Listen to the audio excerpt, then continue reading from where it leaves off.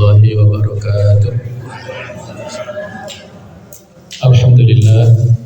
Alhamdulillahilladzi hadana li hadza wa ma kunna linahtadiya laula an hadanallah. Asyhadu an la ilaha illallah wahdahu la syarika lah wa asyhadu anna Muhammadan abduhu wa rasuluhu la nabiyya ba'dah. Allahumma shalli wa sallim ala sayyidina Muhammad wa ala alihi wa sahbihi ajma'in, amma ba'du.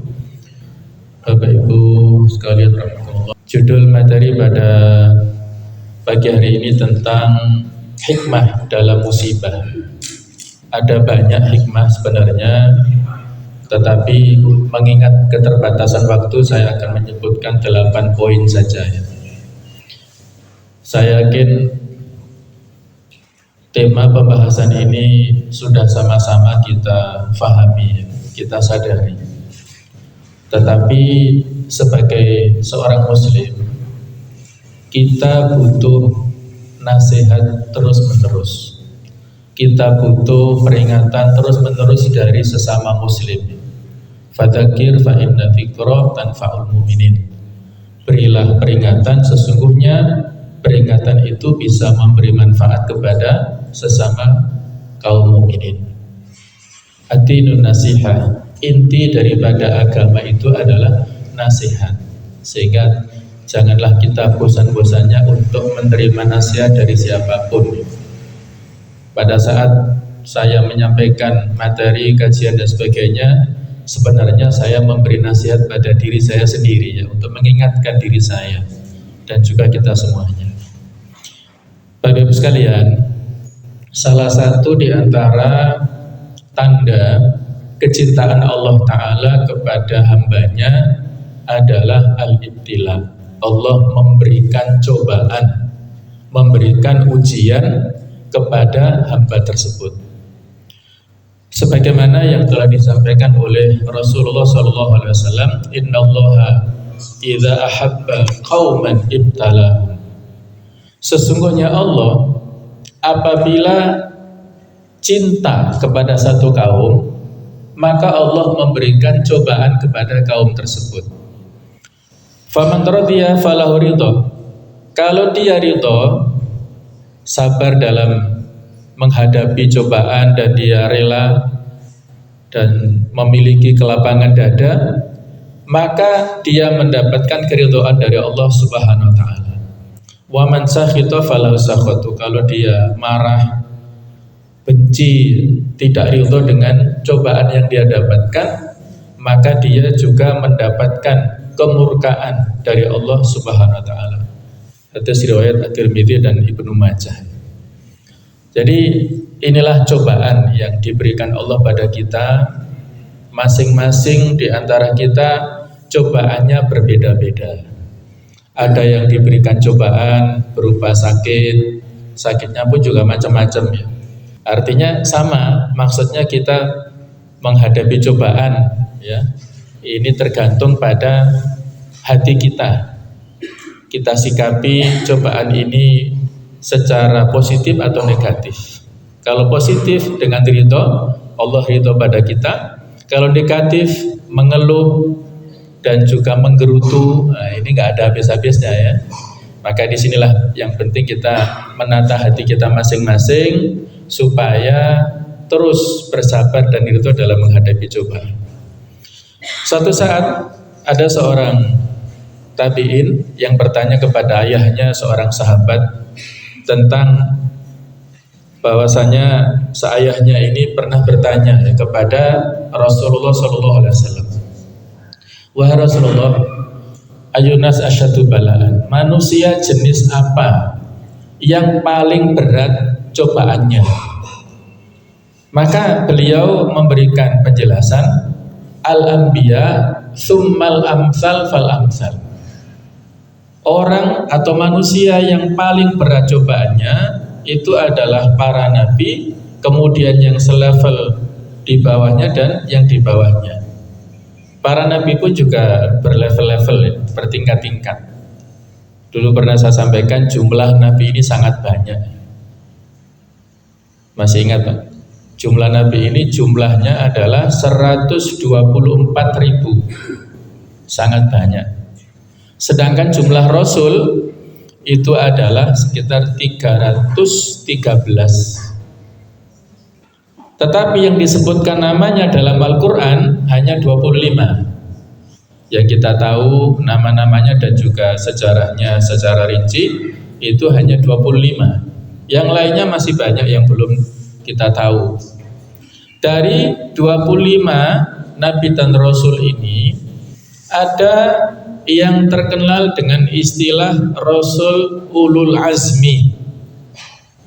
Artinya adalah ulu itu adalah yang memiliki al-azm itu azam, tekad yang kuat. Jadi rasul-rasul yang mendapatkan cobaan lebih berat daripada rasul-rasul yang lain. Masih ingat berapa jumlahnya? Dari 25 yang disebut Rasul Ulul Azmi itu. Ini pelajaran anak-anak kita ya, atau cucu-cucu kita ya. Jadi ada 5 rasul yang disebut Rasul Ulul Azmi yang memiliki tekad kuat. Mulai dari Nabi Nuh, Nabi Ibrahim, Nabi Musa, Nabi Isa dan Nabi Muhammad sallallahu alaihi wasallam. Ini 5 rasul yang disebut Ulul Azmi. Jadi tingkat cobaannya lebih berat daripada rasul-rasul yang lain. Dari yang 5 ini yang paling berat adalah rasul kita Nabi Muhammad sallallahu alaihi wasallam. Jadi para nabi itu adalah level yang tertinggi di antara umat manusia yang lain. Di antara nabi ada atasnya rasul di antaranya ada ulul azmi. Yang paling tinggi Sayyidul Anbiya wal Mursalin adalah rasul kita Muhammad sallallahu alaihi wasallam. Kata Rasulullah, fayubtala rajulu ala hasabi dini. Seseorang itu diuji mengikuti kadar keimanannya, kadar agamanya. Fa in kana dinuhu sulban ishtadda bala'uhu. Kalau imannya kuat, agamanya kuat, maka berat cobaannya. Wa in kana fi dinihi riqatan ubtuliya ala hasabi dini. Kalau imannya biasa-biasa saja, ringan, imannya tidak kuat, maka dia cobaannya juga biasa-biasa saja. Jadi kalau kita selama ini mendapatkan cobaan yang berat berupa sakit yang belum kunjung sembuh, berupa permasalahan-permasalahan yang mungkin sampai sekarang belum selesai, berupa apapun kesulitan yang kita hadapi, maka kita berhusnudzon, berbaik sangka, mudah-mudahan itu adalah tanda bahwasanya iman kita kuat, agama kita kuat. Karena dalam kaidah Islam, la yukallifullahu nafsan illa wus'aha. Allah tidak memberikan beban kepada seseorang di luar batas kemampuannya. Kalau kita selama ini diberikan beban cobaan yang berat, diantaranya sakit, maka yakinlah bahwasanya dalam pandangan Allah kita mampu untuk menerima beban ini. Kita mampu untuk ridho dalam menghadapi cobaan berupa sakit ini. Nah, itulah jamaah sekalian tentang perspektif pandangan yang positif pada saat kita menerima musibah itu ya. Yaitu sebagai tanda bahwasanya ini adalah cinta Allah pada kita. Hadis riwayat Tirmidzi dan yang lainnya. Jadi jemaah sekalian, jangan sampai ada timbul pikiran-pikiran yang negatif. Wah, saya berarti orang yang dibenci oleh Allah, saya berarti orang yang hina, saya berarti orang yang terpuruk, orang yang tidak ada manfaatnya. Bukan begitu. Jadi sudut pandang kita adalah sudut pandang yang positif. Kita berhusnudzon karena Allah cinta pada kita, sehingga kita mendapatkan cobaan yang sangat banyak. Ada seorang ulama yang bernama Al-Manawi dalam kitabnya Faidul Qadir ya, beliau menyampaikan, barang siapa yang menyangka bahwa apabila seorang hamba ditimpa ujian yang berat itu adalah kehinaan, maka sungguh akalnya telah hilang dan hatinya telah buta atau tertutupi. Betapa banyak orang yang soleh, yang mereka ini dalam level ulama-ulama besar ya, yang mendapatkan berbagai ujian yang menyulitkan. Tadi sudah kita ceritakan ada banyak nabi dan rasul tadi, dan juga diantaranya ada seorang rasul yang meninggalnya itu digergaji oleh kaumnya. Dan ini bapak serta anak, yaitu Nabi Zakaria dan Nabi Yahya. Keduanya ini dikejar-kejar oleh orang-orang Yahudi dan bersembunyi di balik pohon. Kemudian Allah menutup badan mereka dengan pohon ini, dan akhirnya orang-orang yang mengejar itu menggergaji pohon ini dan mereka terbelah badannya dari atas sampai ke bawah. Menurut riwayat ya berbeda-beda, tapi kurang lebih seperti itulah ya. Jadi luar biasa. Nabi Isa alaihissalam ini kalau tidak diangkat jasad dan rohnya oleh Allah, itu sudah, kalau perspektif orang-orang Nasrani, sudah mati disalib kan ya.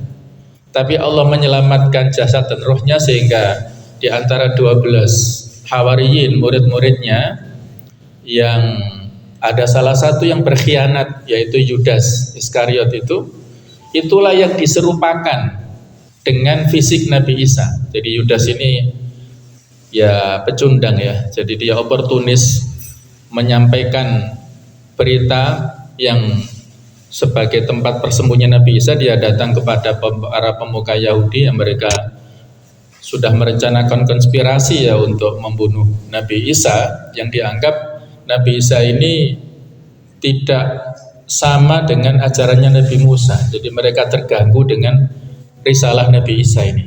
Itulah pendapat orang-orang Yahudi tentang Nabi Isa ini buruk. Kalau orang Nasrani berlebihan ya, mengkultuskan. Kalau kita kaum muslimin pertengahan, beliau adalah seorang hamba dan rasul.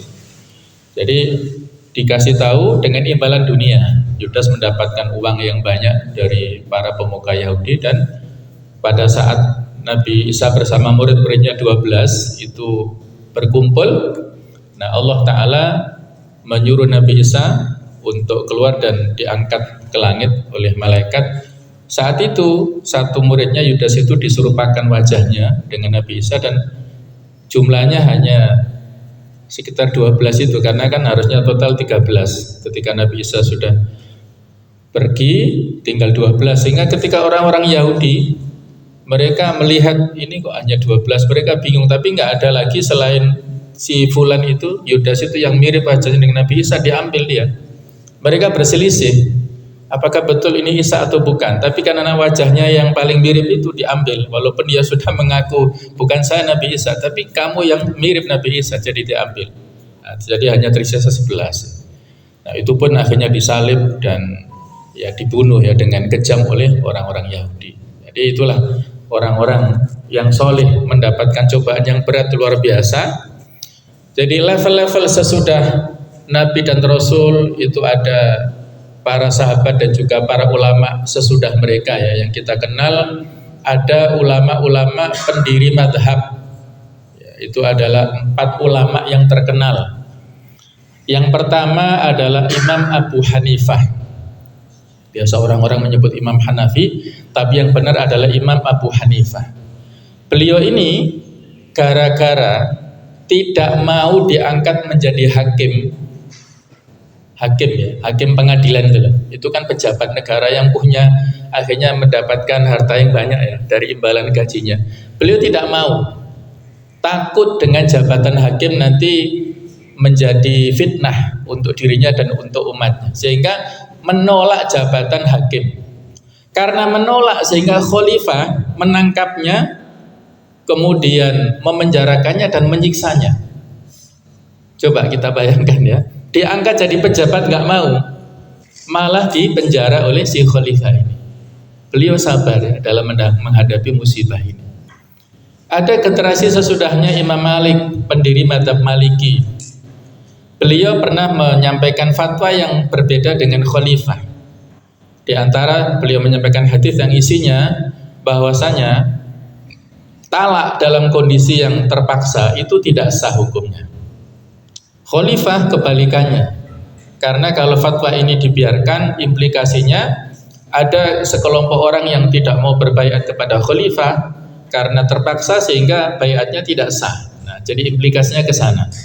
Maka Imam Malik ini ditangkap, dipenjara, disiksa dengan siksaan yang berat, dicambuk sampai tangannya lumpuh sehingga tidak bisa digerakkan pada saat sholat, tidak bisa bersedekap. Sehingga sebagian pengikut mazhab Maliki itu kalau sholat tangannya selonjorkan itu ya. Mungkin kalau kita pas haji umroh ya lihat orang-orang Afrika yang hitam-hitam itu sholatnya tidak bersedekap. Nah ini pengikut mazhab Maliki ya. Padahal latar belakangnya bukan apa-apa, tapi karena beliau lumpuh, tangannya nggak bisa digerakkan pada saat sholat sampai seperti itu. Imam Syafi'i itu pernah dituduh, difitnah mengikuti aliran Syiah Rafidhah pada zaman Khalifah Harun ar-Rasyid. Beliau ditangkap, diborgol tangannya, disuruh jalan, dirantai maksudnya ya, tangan kakinya disuruh jalan dari mulai Yaman sampai Baghdad. Coba bisa kita bayangkan. Yaman itu selatannya Saudi, Baghdad itu di Irak. Jalan kaki dengan diborgol dengan dirantai. Ketika sampai sana karena nggak terbukti beliau mengikuti aliran Syiah, nggak terbukti maka dibebaskan. Yang paling parah itu Imam Ahmad bin Hambal, pendiri mazhab Hambali, berat sekali.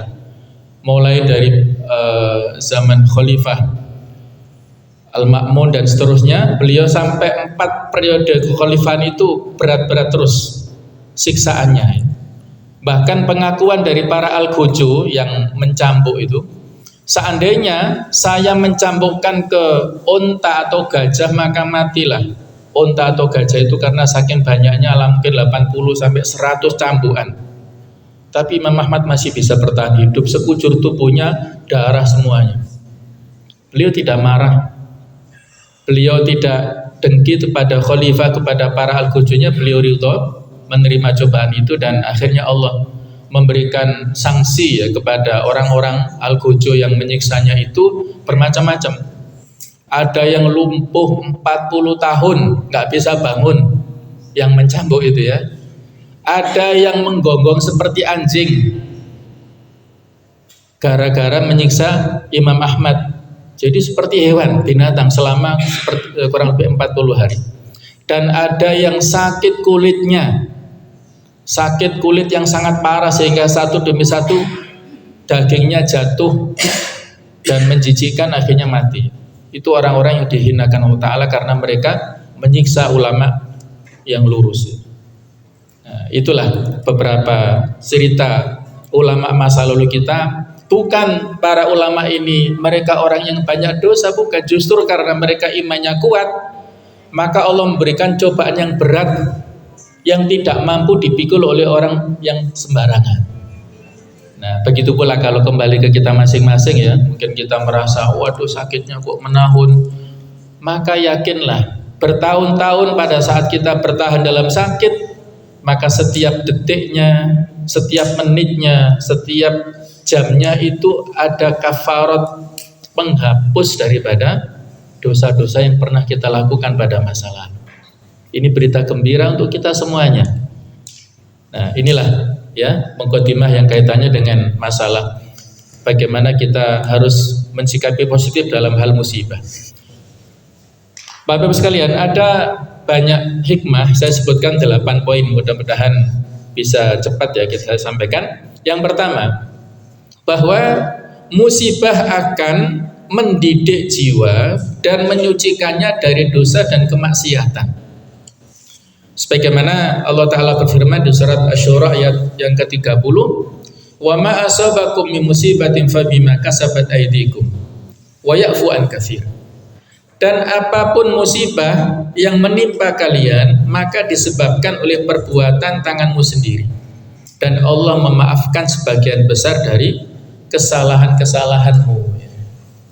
Jadi musibah yang kita dapatkan itu karena kesalahan kita. Barangkali karena pola makan kita yang tidak teratur, kita sudah punya potensi ya dari gen keturunan orang tua kita, misalnya yang sakit diabetes, kita sehingga ada potensi itu, tapi nggak dijaga, terus suka minum minuman yang manis, makan yang manis dan lain-lain. Maka di sini memicu. Nah ini kan menguatkan dari ayat ini ya, fa bima kasabat aydikum, karena kalian sendiri istirahatnya nggak teratur, tenaganya diforsir. Ini anak-anak muda kita ini ya. Saya rutin terapi ESWL ya, di antara terapi getar itu kan, itu bareng banyak dengan anak-anak muda, yang masih mahasiswa, masih mahasiswi, itu sudah bermasalah ginjalnya. Mungkin jantung juga begitu ya, anak-anak kecil dan juga masih remaja juga demikian. Tempo hari ada anaknya kawan saya yang sudah berumah tangga, sudah punya anak 2, dia masih muda, tetapi sudah meninggal dunia gara-gara ginjalnya yang rusak. Nah inilah jemaah sekalian, hal-hal yang kaitannya dengan musibah itu ada, di samping yang paling kuat adalah takdir, memang takdir ya, tapi ada upaya atau ada perilaku manusia yang tadi tidak terukur atau tidak teratur. Istirahatnya, anak-anak kita ini kan generasi Z ya, itu malamnya begadang ya kan, barangkali cucu-cucu kita. Kemudian paginya kalau nggak ada kuliah, nggak ada sekolah, tidur mulai habis subuh sampai zuhur itu, ya Allah, itu tiap hari ya Allah seperti itu, malamnya begadangan. Ini kan akhirnya nggak sehat ya. Jadi pola seperti itu seperti apa, kalong ya, seperti yang itu ya, masya Allah ya. Nah kelelawar ya. Nah, dalam ayat ini terdapat berita gembira ya, sekaligus ancaman jika kita mengetahui bahwa musibah yang kita alami adalah merupakan hukuman atas dosa-dosa kita karena kemaksiatan kita, sehingga Allah karena cintanya pada kita dikasih peringatan. Kalau Allah nggak cinta, wis biarkan ya. Ibaratnya kalau kita lihat anak-anak kita, karena kita tahu ini bahaya, dikasih peringatan, sehingga dia jatuh atau dia ini sehingga berhenti. Kalau kita biarkan, berarti kita ingin menjerumuskan anak-anak kita ke tempat yang lebih berbahaya lagi. Jadi itulah logikanya, kalau Allah cinta pada kita, Allah berikan peringatan sehingga kita sakit, sehingga kita bisa insaf ya, bisa bertaubat. Dalam hadis dikatakan oleh Rasulullah SAW, ma yusibul muslim min nasabin wala wasabin wala hammin wala husnin wala adha wala ghammin hatta syauka yushakuha illa kafarallahu biha min khotoyahu. Tidak ada satu penyakit yang menimpa kepada seorang muslim ataupun kesedihan dan bahaya yang menimpa pada kita hingga duri yang menusuk kita, melainkan Allah mengampuni kesalahan-kesalahan kita dengan semua itu. Hadis riwayat Bukhari. Coba kita bayangkan ya, sampai ketusuk duri ya. Mungkin kalau kita di perkotaan sekarang sudah pakai sepatu, pakai sandal ya, itu lebih aman. Tapi kalau pada zaman dulu, masa kecil kita, pada saat main-main di sawah atau di tempat-tempat yang itu di bawah pohon-pohon bambu dan sebagainya, tidak pakai sandal, itu kan ada banyak duri. Jadi kalau kena duri, kena paku dan sebagainya, ketika kita sabar, itu bisa menghapuskan kesalahan-kesalahan kita, apalagi penyakit yang lebih berat. Nah itulah ya, tidak ada satu pun yang menimpa kita berupa keburukan, berupa musibah, kecuali menjadi kafarat. Ma yazalul bala'u bil mu'min wal mu'minah fi nafsihi. Tidaklah cobaan itu menimpa kepada seorang mukmin, baik itu pada dirinya, wa waladihi ataupun pada anaknya, wa malihi ataupun pada hartanya, hatta yaqallahu wa ma'ali khoti'ah, sehingga dia nanti bertemu dengan Allah tidak membawa dosa. Artinya sudah diampuni. Cobaan yang menimpa dirinya, ya misalnya sakit tadi. Cobaan menimpa anaknya, mungkin anaknya misalnya ya kecelakaan, atau anaknya barangkali yang tidak lulus sekolah misalnya, atau apapun lah ya, macam-macam. Kemudian pada hartanya barangkali kena tipu, atau kena rampok, atau kena macam-macam masalah. Tapi dia bersabar, insya Allah itu akan menghapuskan kesalahannya, dan dia pada saat di akhirat itu tidak membawa dosa, dia sudah diampuni. Pernah saya ceritakan di akhirat nanti ada kecemburuan ya, antara orang-orang yang di dunia itu sering mendapatkan musibah, sahibul musibah, dengan sahibul afiyah, dengan orang-orang yang sehat walafiat, tidak pernah sakit. Nanti di akhirat orang-orang yang sehat terus menerus itu cemburu, iri kepada orang yang sakit-sakitan di dunia. Kenapa? Karena pada saat dihisab, diaudit, diperhitungkan tentang amal jelek dan amal buruk, orang-orang sahibul atau yang mendapatkan musibah di dunia itu lancar ya, dia pada saat diaudit dosa-dosanya diampuni oleh musibah sakit yang dia dapatkan, sehingga clear, zero, artinya dosanya hilang, dan yang tersisa adalah kebaikan-kebaikannya, dan dia masuk surga. Sementara orang yang sehat selalu, nggak pernah sakit, nggak pernah dapat musibah, ketika diaudit itu dosa-dosanya masih banyak. Apa yang bisa dijadikan untuk kafarat adalah amal-amal kebaikannya. Itu kalau amal kebaikannya habis, maka dosanya masih banyak, lebih berat timbangan keburukannya, masuk neraka akhirnya. Jadi dia iri dan menyesal, dan dia berharap-harap kepada Allah, ya Allah, seandainya saya diberikan waktu kembali sebentar di dunia, saya akan rela ridho mendapatkan musibah seberat apapun, walaupun saya tebus dengan harta yang saya miliki semuanya, nggak apa-apa, asalkan saya bisa diampuni dosa-dosa saya. Jadi itu harapan-harapan yang ya tidak akan mungkin terjadi ya. Baik, ini poin pertama. Yang kedua, hikmah kita mendapatkan musibah adalah sebagai parameter kesabaran seorang hamba. Sebagaimana telah disampaikan bahwa seandainya tidak ada ujian, maka tidak akan tampak keutamaan sabar. Apabila ada kesabaran, maka akan muncul segera segala macam kebaikan yang menyertainya. Namun jika tidak ada kesabaran, maka akan lenyap pula kebaikan itu.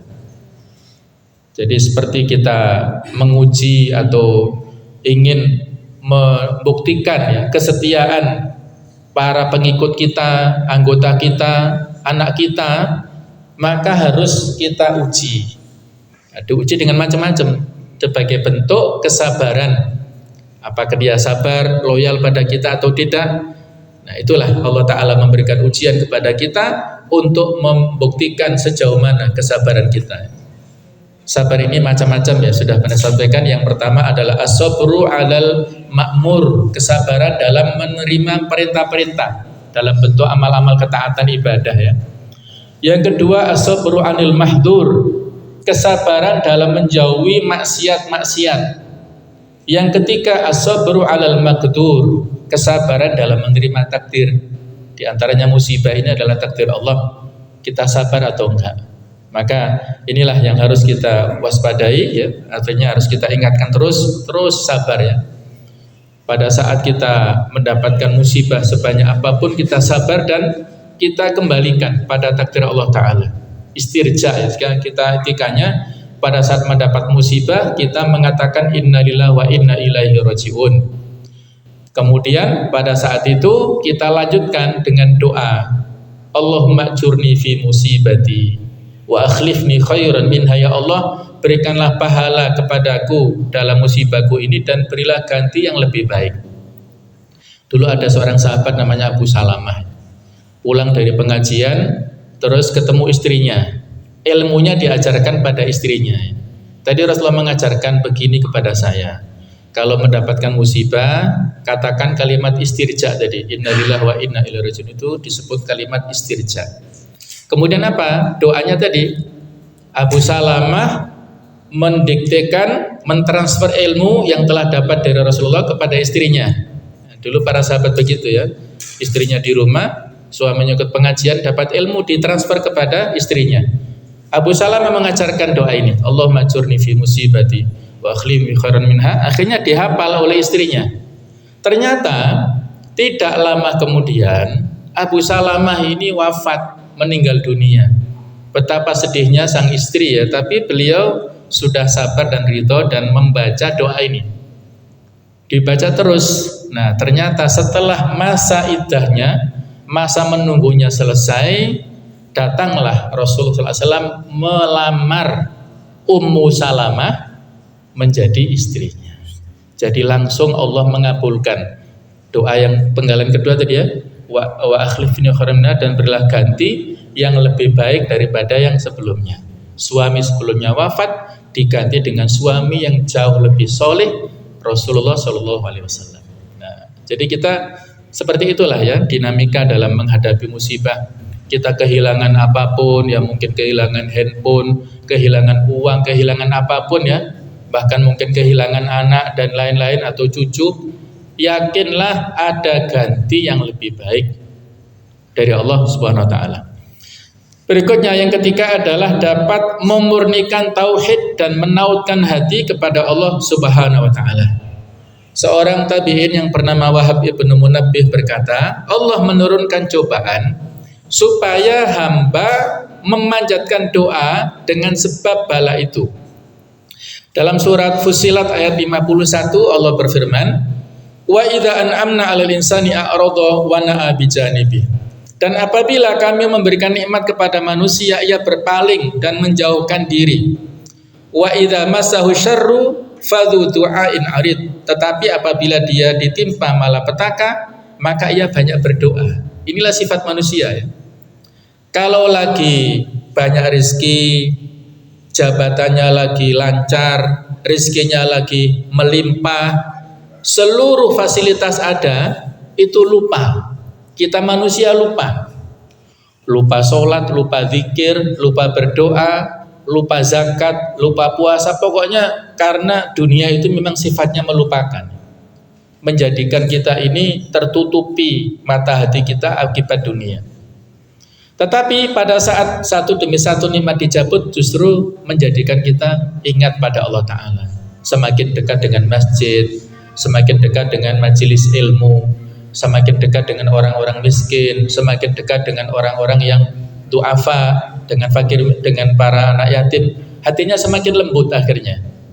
Nah itu ya, jadi musibah ini justru menjadikan seseorang akan ingat kepada Allah Ta'ala, menautkan hatinya, bertauhid kepada Allah Ta'ala. Musibah dapat menyebabkan seorang hamba berdoa dengan sungguh-sungguh, tawakal dan ikhlas dalam memohon. Jadi kalau dalam kondisi yang lapang ya, itu doanya mungkin biasa-biasa saja Pak ya. Tapi kalau saat butuh, misalnya ada deadline bayar utang misalnya, waduh kira-kira mau didatangi debt collector, waduh hari ini mau datang. Sholat duhanya khusyuk sekali ya, nggak hanya 2 rakaat, mungkin sampai 8 rakaat sampai 12. Doanya khusyuk. Nah itulah fungsinya kita mendapatkan cobaan dalam waktu-waktu tertentu, menjadikan kita lebih khusyuk dan tawakalnya pada Allah lebih kuat.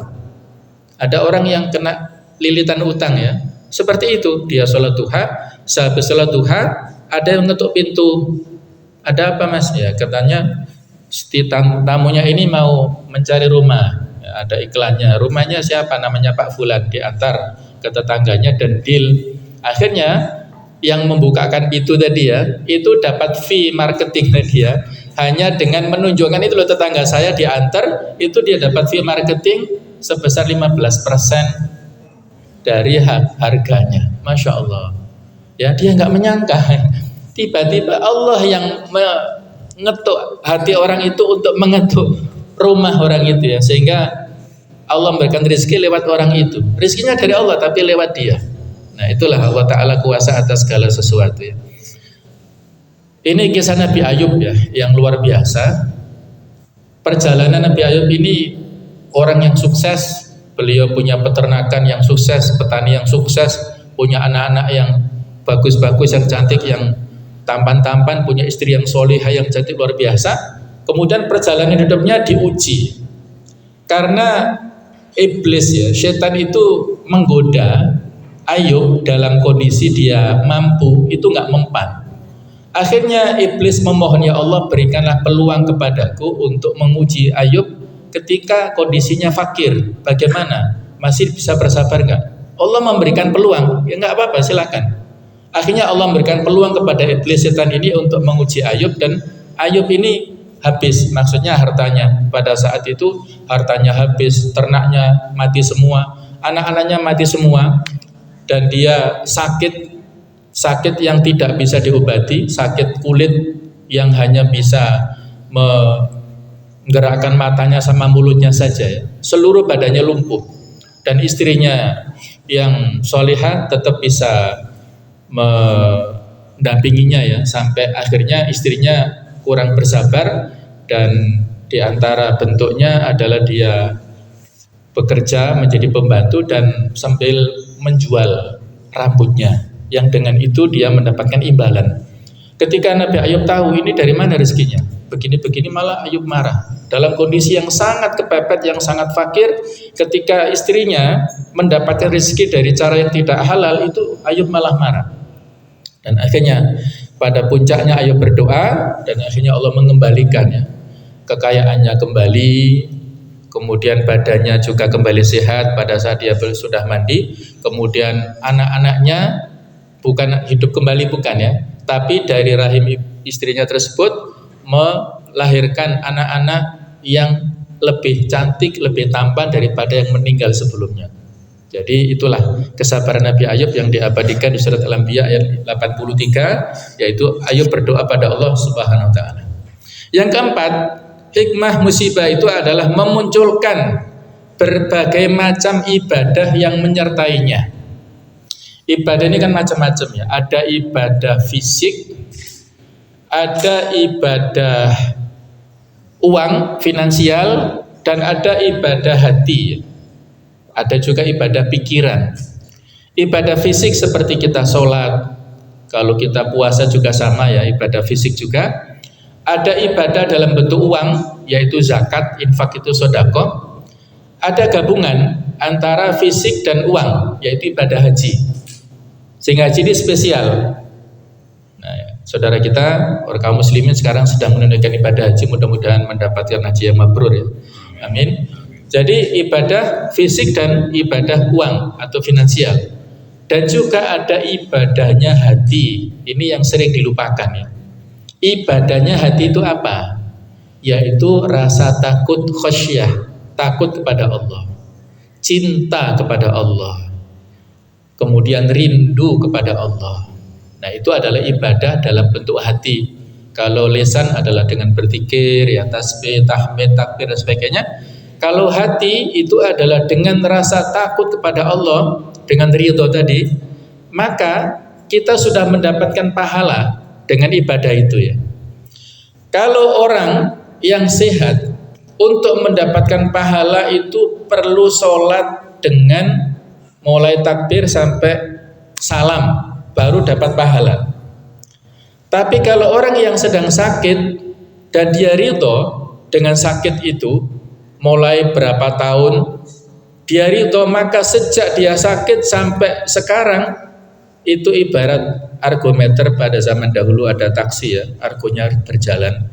Kalau sekarang kan sudah online. Argo pahala itu berjalan terus. Tabungan investasi pahala itu berjalan terus ke rekening akhirat kita, apabila kita ridho dengan penyakit yang kita dapatkan. Coba, ini kan seperti passive income tuh. Orang yang tidak bekerja tapi mendapatkan pemasukan, nyaman kan, enak ya.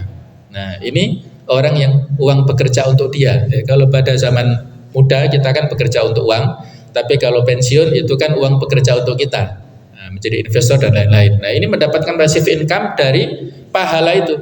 Dia ridho ya, dia menyebut nama Allah, alhamdulillah, kemudian kita bertasbih, itu maka pahala terus mengalir. Inilah pahala dari ibadahnya hati.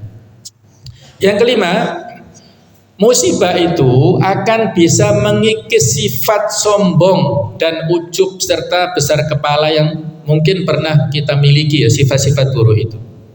Apabila seorang ditimpa musibah, maka biasanya ia akan, apabila dia dalam kondisi yang tadi serba ada, serba punya, jabatannya tinggi, tidak ada yang bisa melawannya, tidak ada yang bisa mencegahnya, maka dia akan bertindak melampaui batas, lupa awal kejadiannya, lupa tujuan hidupnya, dan seterusnya. Sehingga namanya kekuasaan itu harus ada batasannya ya.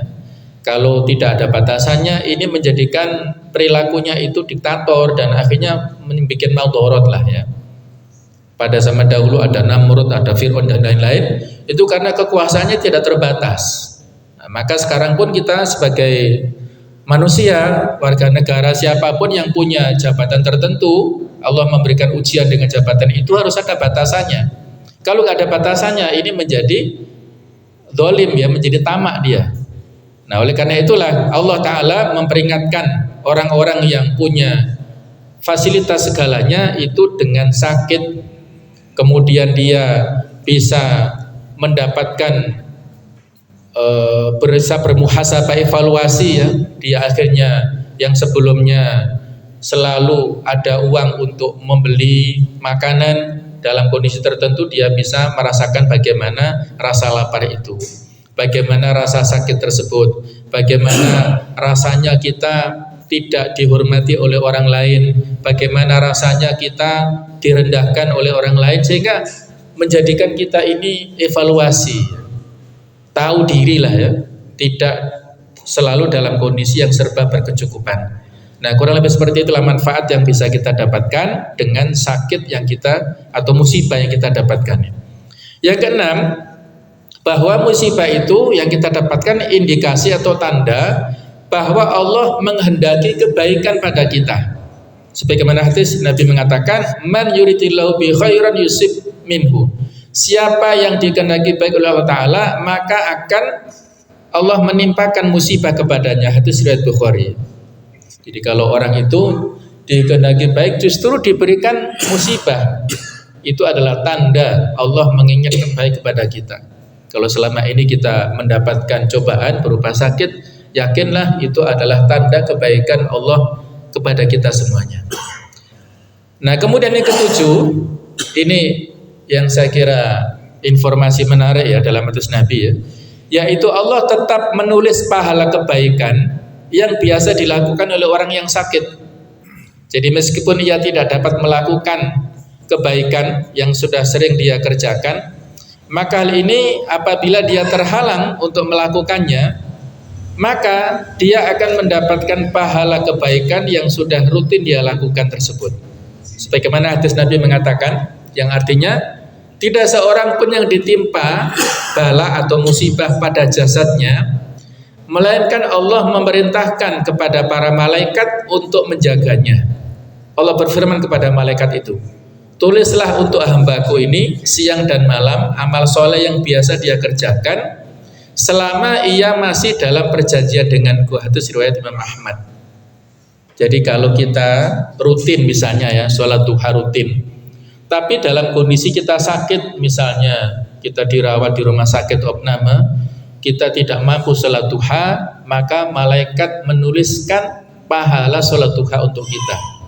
Diperintahkan mau seperti itu.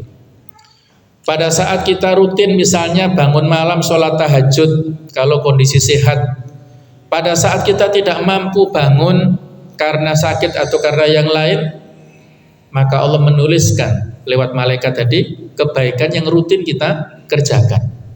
Dan begitu pula kita kiaskan ke yang lainnya. Bapak-bapak sekalian, pada saat Nabi sallallahu alaihi wasallam bersama para sahabat pulang dari perang Tabuk. Perang Tabuk ini perang yang luar biasa. Perjalanannya jauh ya, dari Madinah ke Tabuk itu 300 km jauhnya. Kemudian musuhnya berat, melawan pasukan Romawi yang sangat kuat, dan saat itu kondisinya panas. Madinah saat itu mau panen kurma, sehingga orang-orang berat meninggalkan kebun-kebun kurmanya. Ada ujiannya di situ ya. Dan perjalanannya panjang. Pulang pergi itu 50 hari. Perginya 15 hari, sampai di sana itu 20 hari, pulangnya 15 hari. Jadi total itu 50 hari meninggalkan keluarga. Jadi berat sekali. Saat pulang Nabi bersama para sahabat itu beliau menyampaikan, sesungguhnya di kota Madinah itu ada beberapa orang laki-laki yang mana kalian tidak menuruni lembah, tidak menaiki bukit, tidak melewati jalan, kecuali mereka yang tinggal di Madinah itu membersamai kalian dalam hal pahala. Kenapa demikian? Karena mereka ada udzur, ada alasan sehingga tidak berangkat, karena sakit, karena ada keluarganya yang harus ditunggui dan lain-lain. Ali bin Abi Thalib termasuk yang tidak ikut saat itu karena menjadi semacam PLT-nya ya, PLT kepala daerah di Madinah lah, kurang lebih seperti itu ya. Karena Rasulullah berangkat ke Madinah, ke Pak Tabuk maksudnya ya. Jadi ada orang-orang yang udzur tidak bisa melakukan suatu kebaikan, pahalanya sama dengan orang yang melakukan kebaikan.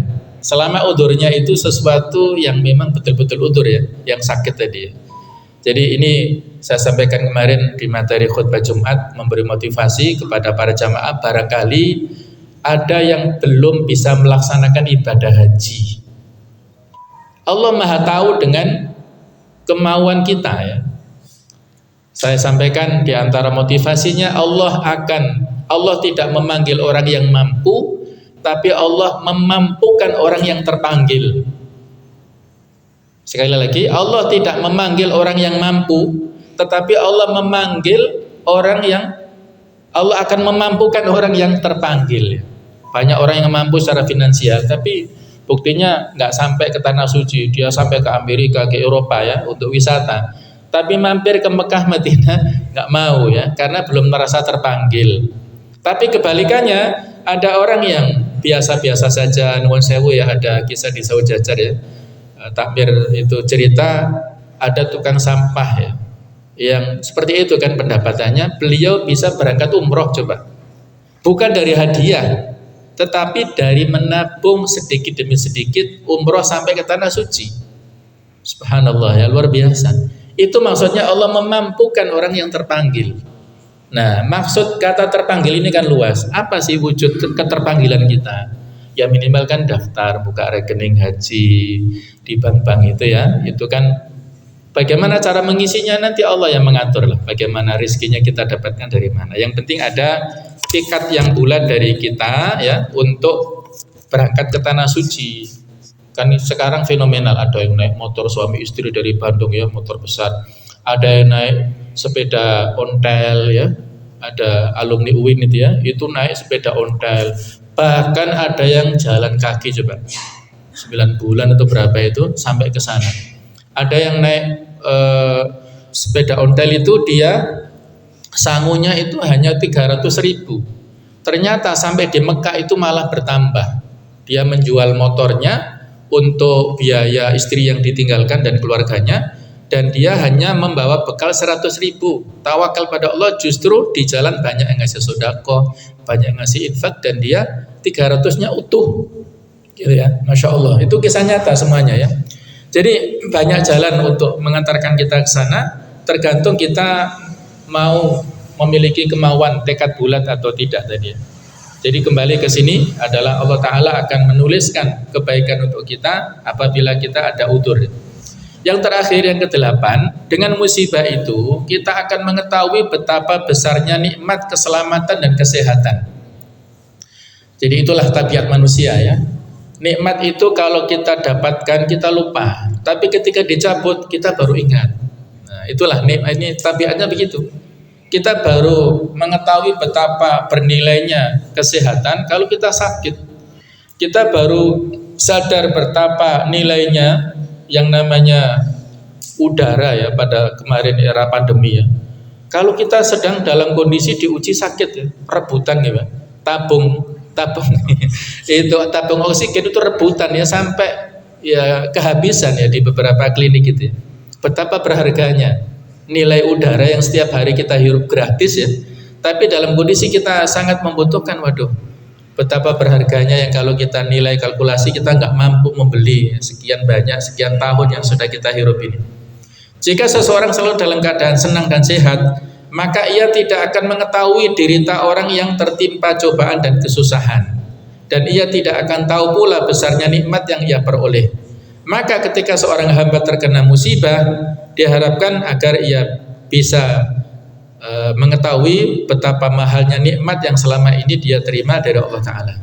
Inilah sama sekalian 8 poin yang mudah-mudahan bisa menggugah kita semuanya ya, mensyukuri segala nikmat yang ada dan kita bersabar atas segala bentuk cobaan dan musibah yang kita dapatkan ya. Ada materi kelanjutannya insya Allah, mudah-mudahan ada waktu usia pada kita semuanya, yaitu kiat bergembira pada saat menghadapi musibah. Itu ada kalimat-kalimat nasihat yang bagus dari Ibnu Qayyim, dari Imam Ghazali dan lain-lainnya. Itu mudah-mudahan bisa kita sambung pada kesempatan yang akan datang.